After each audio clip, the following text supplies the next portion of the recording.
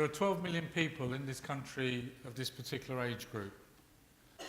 By 2024, that number will increase by 20%. In the next 25 years, that number will increase by 60%. It's the fastest growing group compared to the working age population. It's the over 65s. Lots of people every week leave their companies now to either change their jobs, move to part-time, or change their working style to look after or care for the elderly. So what's that got to do with purpose, mission and values? We are an organisation that is building retirement villages for the over 60s. Retirement villages that have communities and clubhouses and spas and gyms and saunas, so really quite exclusive properties that we create. 300 people at a time can be living in our communities. So our purpose is to be the driving force for ageing well. Our mission is to make sure that people who choose to come and stay with us, and they'll be with us for a long time, 20, 25 years or more. The average age of our residents at the moment is 79. The oldest is 102. So, and still going well. So our mission is to make sure that they live healthy, active and happy lives. And our values will define that. Our values will be our unique DNA. And our values will be delivered by highly engaged people that we recruit. So traditionally you'd have an operator and a developer-led model. So the developer-led model is very much short-term, profits, before people. We're an operator-led. We're unique in the market already. And we intend to lead the way in this particular market. No one else is doing this. And we want to lead the way in lots of areas. We want to make sure that people follow what we do. And we're going to make some mistakes along the way. And we're going to, get it right, and we're going to get it wrong, but we're going to fix it as we go. We've been in business since November 2017. We have hugely ambitious plans. 50 villages by 2023. That's the pace at which we're going to move at. 13,000 residents will be living in our communities and our villages. That's the challenge that we have. But we also want to influence public policy, because we're going to do an evidence-based approach. We're going to capture lots of stories and information that shows that by staying in our villages, by being well cared for and looked after, that you will live longer, healthy, active lives. This time last year, there were 30 people in the organisation. Today there's 200. By the end of this year, there'll be 300. By 2021, there'll be 700. The villages will double from 6 to 17. By 2023, as you just saw, there will be 1,200 people working in this organisation, delivering those values every day to the people that we want to make sure they live a happy, healthy, active life. The 4 founding members in the middle there, Jamie Bunce is our CEO, quite an inspirational guy. One of those guys that says, let's just go out and do it. Let's just make it happen. And it's great for people like me who want to just do things differently and make things happen, and have a great team around me that does that. So let's just hear what Jamie has to say. Hello, my name is Jamie Bunce. I'm the CEO of Inspired Villages, retirement community operator and developer. Lawrence will set out in more detail our clear and exciting ambitions for growth, and will highlight that our success is greatly helped by working with like-minded partners. Very importantly, we want our teams to embrace our vision and values, as our primary desire is to make real changes to so many people's lives. Creating a culture where everyone lives the values and behaviours is vital to our success. Having a structure where our teams continually push the edges and encourage others to do so is what we strive for. Our business won't be constrained by process or restrictive practices. We're truly agile, and we allow our teams to work with flexibility and great benefits. Attracting the next generation of talent, from millennials to Generation X's, returning mums and dads, Armed Forces Leavers and others is key to delivering our purpose, vision and values. We welcome people who are looking for new and exciting challenges in this emerging and incredible sector. We entice a broad church of talent who want to be part of an organisation where they'll have a voice, be valued and work with great people who are motivated to make a real difference. Thank you. Sometimes when you join an organisation, I was just talking to Beth and a couple of other people before we started, you might join with the purpose of actually implementing purpose, mission and values. You might get that phone call from the CEO who says we need to refresh them. They're not good anymore, we've changed, we need to move with the times. And you've got that challenge. And sometimes it can look like a very huge challenge that you've got. And Beth and I were just talking about that earlier. You need to stay focused. You need to have the belief that what you're going to do is going to make a massive difference to the people in your organisation and your customers or your communities, or in our case, the residents that you work with. You need to be persistent. You need to be resilient. You need to be rebellious as well. And you need to challenge everyone at every level of the organisation. You need to make sure that you've got people engaged across the organisation. Your early adopters, your champions, they're out there, you'll find them and they'll step forward. But more importantly, you need to make sure that your senior leadership team buy into the whole question of purpose, mission and values. That's the real challenge, because if they don't buy into it and they don't role model it, it's never going to happen. I'm lucky. Where I am, I've got a great CEO who says, just go and do it. So we've got a leadership team that says, let's just do it. So I'm lucky in that sense because we're a start-up business. I don't have the constraints that institutionalised organisations. I've worked in them, where I've worked in charities, I've worked in big organisations, and I've faced all those challenges that some of you will face when you want to pose this question to your organisation. But you need to break it down. You might have seen this somewhere. And being a bit rebellious, you'll see it's not exactly the same as what we put up earlier. It's shaped to suit us. I've adapted this model to suit Inspired Villages. But what's important about this is that the bridge that Deborah talked about, that's what I call the human glue that holds everything together between the top and the bottom. That does become your DNA. And you need to make it live in the organisation. You need to spend time getting it right so it's aligned across the whole business. So it's really, if you look at that very closely, you'll see it is different to the one that Deborah put up. But the bridge concept is the same.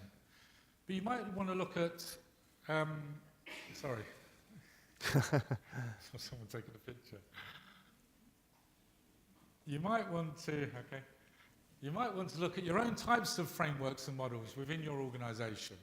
So for us, as I said a minute ago, it's about the driving force for ageing well. It's making sure that we connect our values to the overall purpose and mission. And of course, you know, you'd expect us to use a house as an example for that. When you've done that, it's important to wrap it around the whole employee value proposition. You know, what's the message going to be? And there's another way of making sure that you align everything. And that's having a very clear HR strategy. The model I use is typically kind of 8 segments, and behind that there's lots of other segments that drive those strategic areas within the business. But you need to make sure that your strategy is aligned to the framework, is aligned to where you want to go, and is aligned to the purpose, mission and values of the organisation. If there's misalignment and disconnection, it's not going to happen for you. So make sure you've got all those things lined up in the right place. Tomorrow, we start a review of our values that were there a year ago, because they're not good anymore. They're too bland. They're too wordy. They don't fit where we want to go and the pace that we want to go in. So tomorrow we start off a session, and we've got an approach with a company that's going to come in and just work with us. So we create the framework. We sit down with the leadership team first.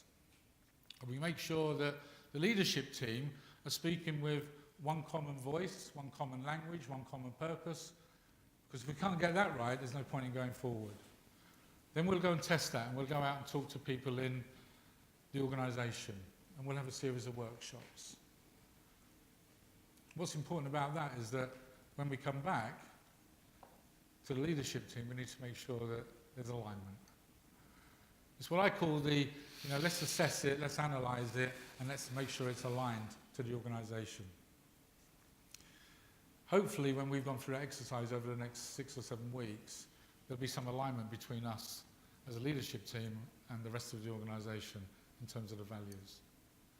If there is, that's great, because we can then create our playbook. This is when you can get really creative then. You can say, right, let's sign off. Let's really go for this now. And you can wrap your words around it. You can do your messaging. You can do your playbook. You can do video in. Be really creative around how you want to sell that message into the business. And think about your internal and external people as well. It's never done. You might think, oh, that's it, we've done it. We've sorted out our values, and that's all aligned. Don't ever think it's done. You need to keep checking back into the organisation. What's really happening out there? What's the pulse out there? We're really lucky because we've signed up for the whole of the Reward Gateway platform. So for us, that's an amazing tool that enables us to communicate everything that we want to do. Without Reward Gateway's platform, we wouldn't be able to move at the pace we want to move at. We'd have different platforms, we'd have different systems, and we don't want to do that. We were very clear about that when we signed with Reward Gateway last August. We're also giving people the opportunity to have their say on the platform, and there's a tile there, and they can have their say any day of the week about anything. And that message comes through to me and the CEO. They can say what they like, they can say what they don't like, they can say what we're doing as well, and that's instant feedback that they can give us. And we intend to, over the next couple of years, to achieve best companies to work for, top 100. Why not? Everything we're doing is moving in that direction.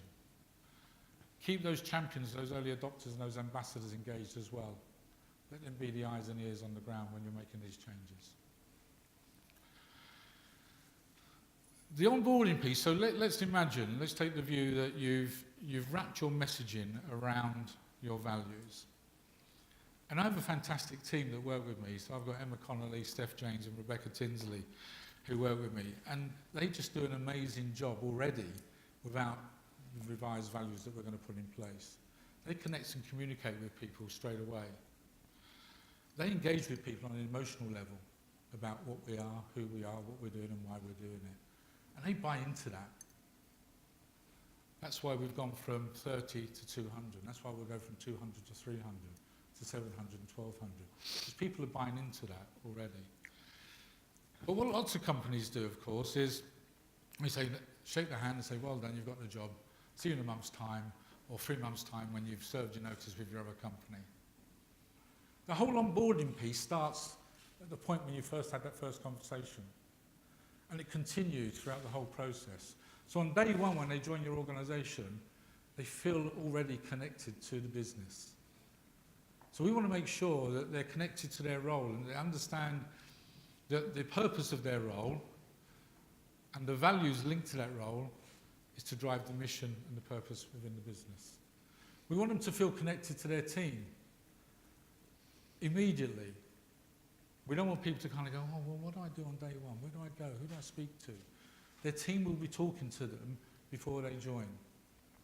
And we're going to be creating some crazy ideas and some innovative ideas about how we do that as we go through the piece. But we also want them to feel valued, and we're going to invest in people's development and personal growth so that they know that they're in this for the long haul. Our turnover, and I'm not a big metrics person, so you're not going to see many slides on metrics from me. This is about behaviours. This is about measuring real people in real time. But our turnover is practically zero at the moment. We hope it stays that way. Our sickness levels are practically zero because people are truly engaged in the organisation. The platform, it's amazing. But one thing here that you might not see on yours, or if you're thinking about doing it, and this word of advice I'd give you, is that we have a learning provider, learning management system. It's online learning as well. I was absolutely clear that had to be through the Reward Gateway portal, through our engagement platform. I didn't want our people going off to try and sign in via different systems and trying to remember different passwords. And I gave the challenge to Olivia Bevan at Reward. I know she lost some sleep. And between them and the other organisation, Flow, I said, look guys, you've got to do it. There's no give on this. And they came back a few times and said, we're having trouble with technology, we can't get single sign-on, we're not sure it's going to happen. I said, I don't really care. You need to make it happen, because that's the foundation of what we're going to do with our people. So that's a really important tile. The reason for that is that because they have to go onto the platform to go into their learning, while they're there, they can see all the other benefits that we're giving to them. Cash plan, life cover, their pension. And they can also see lots of the stories that are going on. You'll see some of that in a second. We launched the Wellbeing Centre in September last year. We did it for a week-long campaign. And actually, after that, Reward Gateway followed us and did it for a month. Why not? Stole it from you. Yeah, absolutely. You did. But that's been hugely successful. It covered 4 areas: physical, mindfulness, nutrition, and financial well-being. It's been really well received and really well taken up by people in the organisation. And there's some examples of what they did. They did some loads of stuff. Working with our residents, volunteering, going out for a beer, take a dog to work. You can imagine. They just went for it. And that's continuing as well. So we want to create that. And I just heard Emma say, that's my dog. Yeah, there's Bo. That's Emma's dog. Yeah. So Emma even recruits her dog to come to work. And we had about 5 or 6 dogs in the office that day. It was mayhem. But not for Emma. It was very well behaved. So they've done loads of stuff and doing more as we continue. As I said at the beginning, health and well-being is really important to us, not just to our residents, but to the people that we employ. So we've partnered up with Hero. And Hero is a well-being platform.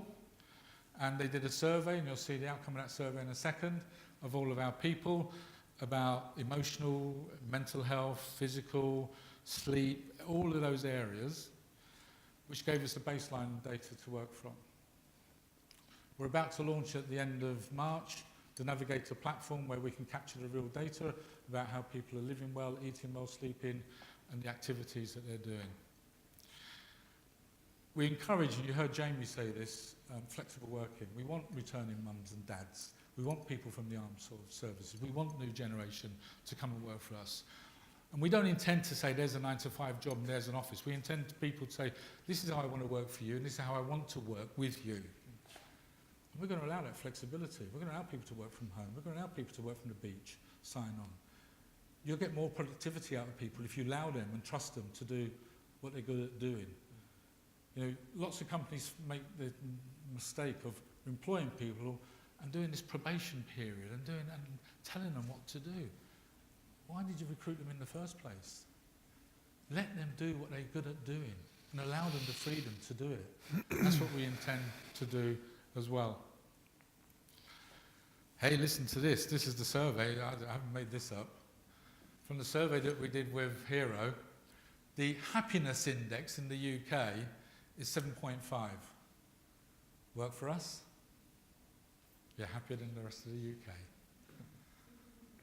Work for us? And the other stats are that your mental health is higher than the rest of the UK. So that's really interesting. And we did that early on because we wanted to make sure that the things we're doing is making a difference to the people who work with us. And from that, we're going to continue to do the work with Hero.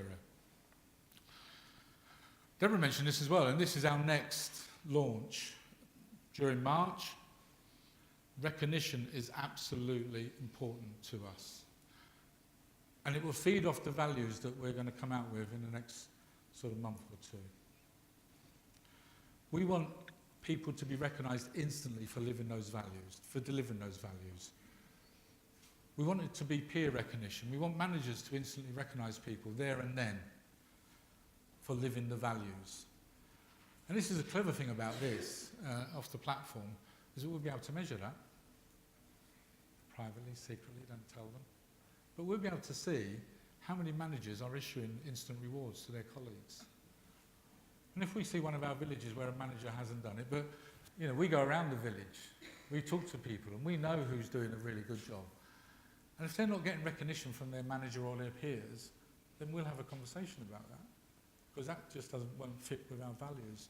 And we're going to give people the opportunity as well as doing the recognition piece, is to challenge the fact that those values aren't being lived, and to tell us so that we can fix it straight away.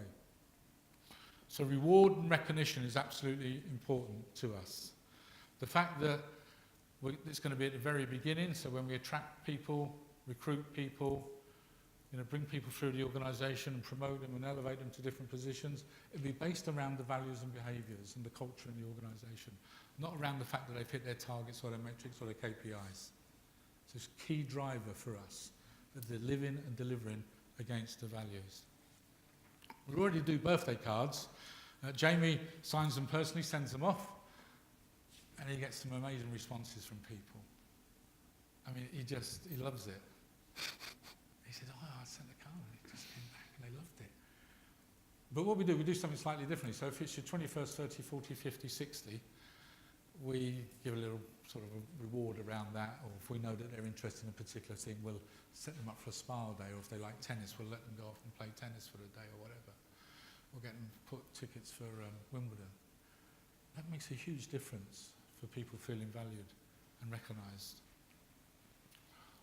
We also look outside the organisation, so it's okay to kind of go, yeah, we'll do all these values and we'll live with people. But all of us in any organisation that we're in, we're part of society. For us, we're part of the communities that we live in with our villages. So we make sure that our values are lived outside of the organisation. And here's just some examples, early examples of what we're doing. And this will grow. Rest assured, it will grow. We're going to be talking and working with lots of organisations. Our chosen charity this year is Mind. Some of us are crazy enough, we're going to be riding a 500-mile bike ride. Jamie and I are doing it, along with 15 or 20 others. But here's the thing. 2 guys from Reward Gateway are going to join us on that ride. So we've got Dominic Taylor and James Doherty, who you'll hear from in a second. Why? Because they share our values. Why? Because we have a common purpose. Why? Because they want to make a difference, just like us. So they didn't hesitate when I said to them, we're doing this ride, guys, and we're doing it for Mind. How do you feel about that? Signed up straight away. So that's really important to us, that we work with those key partners. By the 26th of February, all of our people from every level of the organisation will have gone through an Alzheimer's training programme on dementia. It's a growing problem in the country. People are living longer, and dementia and Alzheimer's, the early signs of dementia are there. So we want our people to be aware of that, so we can take a positive approach to it. And we will become a dementia-friendly organisation, which is quite key to us, and that will set us apart. The Armed Forces Covenant is really important to us. We've given a guarantee that we will actively look for and recruit people from the services who are transitioning. But again, we've just gone that one step further. We've got this rich talent sitting in our organisation called residents, who are from 60 to 102. They have incredible life experiences. They've run businesses. They've been CEO of global organisations. They've agreed to become mentors to people transitioning from the services, to help them just find their way through, navigate their way through, coming out of a life where it's all been done for them. What do I do next? How do I get there? What organisation? What have I got transferable skills? So our mentors for our residents will help them think that through. And our champions will continue to engage with us at every level across the organisation. This is the only slide you're going to get from me on stats. 90% engagement.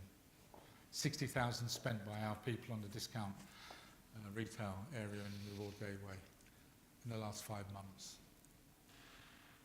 That's due to, and Steph's in the room as well, that's due to the hard work and effort that Steph puts in to making sure that the platform is alive, living across the organisation. That's because she keeps it alive every day with new ideas and refreshes it and tells the stories about what's really going on in the business and people connect to that. That's a huge level of engagement at 90% already. And as we grow, the challenge for us is, 50 villages, how we keep that connection going, how we make sure those values are lived. And we will do that. We will do that, and we'll have to be a bit more creative about it, just working with 6 villages. But we intend to get to, when we introduce the recognition, that should get to 99%. There's always going to be someone who doesn't want to engage. That's okay, we'll find them. We'll hunt them down. And we'll say to them, it's okay. You can go somewhere else if you really want. If you don't like it here, go somewhere else. So we intend to increase that number as we go through. Here's our partners. Legal & General are one of our really key partners. The reason we're able to achieve those ambitions that we've set out, and we will achieve them, is that Legal & General have invested significant funds in the business. So we're able to build those villages a lot quicker than you would normally expect. So that's the pace of change that we're going to go through. That's the pace of movement for our people. And we want people to join us who are dynamic, forward-thinking, innovative, creative, will challenge everything, will challenge the status quo, and will say, this is the next thing you should be thinking about and doing. But as long as it stays aligned to our purpose, mission and values, we'll allow anyone to do anything. So let's just hear from James Doherty, who's our client success manager.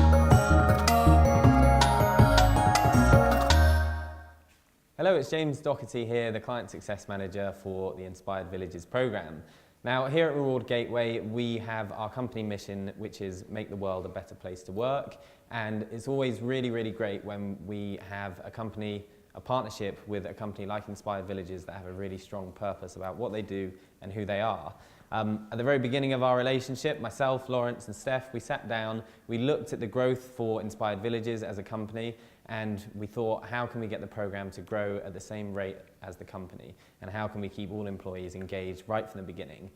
The programme launched at the end of last year, and things have been going extremely well. I don't want to get too much into the numbers, but we have a really good engagement amount, and we have employees that are utilising it, and they are happy. And the most important thing is, if the employees are happy, then the residents of the homes are happy, and the company, Inspired Villages, can keep progressing at a rate as successful as they have been so far. So thanks, guys. Enjoy the rest of the talk today, and thank you, Lawrence and Steph. I'll see you soon.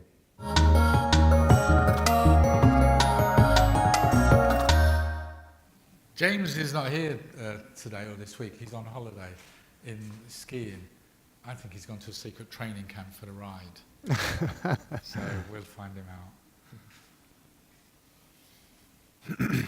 Said at the beginning that we intend to lead in this particular market. And we're going to do that in a very positive way. And we're happy to share all of our experiences with anyone who wants to talk to us, particularly in the sector where we are.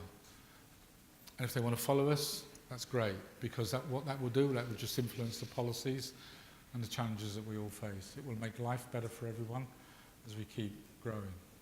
Because our overall riding purpose and mission is, like Reward Gateway actually, which is why we're key partners, is to make the world a better place. But certainly for us, it's about making a massive difference to the people who work with us and the people who choose to stay with us for a number of years.